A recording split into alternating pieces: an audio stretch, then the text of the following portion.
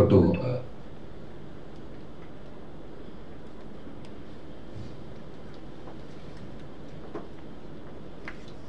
ಸಿನಿಮಾದ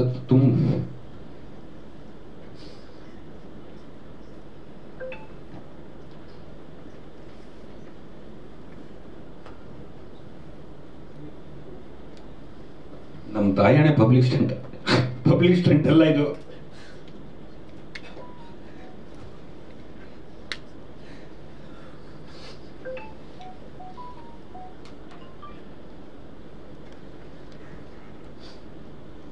ಈ ಸಿನಿಮಾ ಬಗ್ಗೆ ಮಾತಾಡಬೇಕು ಅಂದ ತಕ್ಷಣ ಕಣ್ಣಲ್ಲಿ ಬರುತ್ತೆ.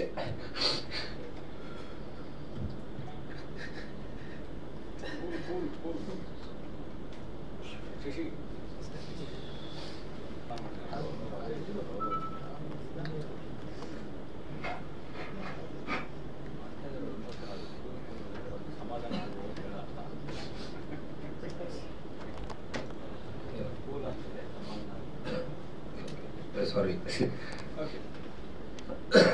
Extremely sorry. ಈ ಸಿನಿಮಾ ಯಾಕೆಂದ್ರೆ ತುಂಬಾ ಇಂಪಾರ್ಟೆಂಟ್ ಆಗುತ್ತೆ ನನಗೆ. ಪ್ರತಿಯೊಬ್ಬರು ಬಿಗ್ ಬಾಸ್ ಅನ್ನೋ ವೇದಿಕೆಗೆ ಹೋದೆ.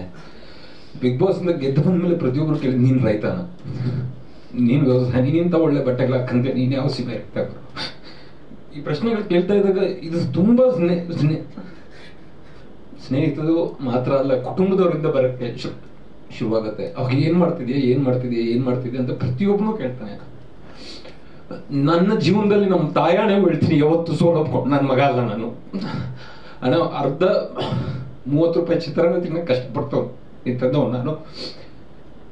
ನಾವು ಓದಿ ಬಂದಿದ್ದು ಗೌರ್ಮೆಂಟ್ ಕಾಲೇಜ್, ಗೌರ್ಮೆಂಟ್ ಸ್ಕೂಲ್ಗಳಲ್ಲಿ. BSc agriculture was in bloody government college and MSc I was in masters gold medalist. MSc gold medal ಪಡ್ಕೊಂಡಿರುತ್ತ ವ್ಯಕ್ತಿ ನಾನೊಬ್ಬ ಡೆಪ್ಟಿ ರೇಂಜರ್ ಆಗಿ ಸೆಲೆಕ್ಟ್ ಆಗಿದ್ದೆ.